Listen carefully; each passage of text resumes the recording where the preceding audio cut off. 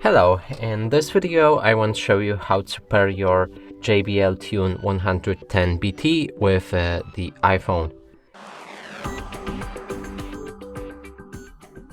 And to do this we'll need to look on the right big thingy, because there's two, and now press on this middle button and hold it for a few seconds.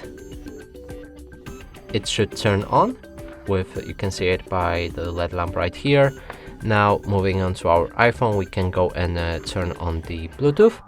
Here in the meantime it entered the pairing mode, so you can see it by a blue LED lamp blinking.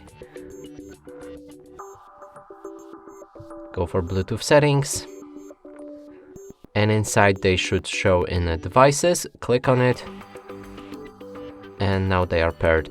And that's it for this video. Hope you like it. Please consider subscribing to our channel, leave a like and a comment below.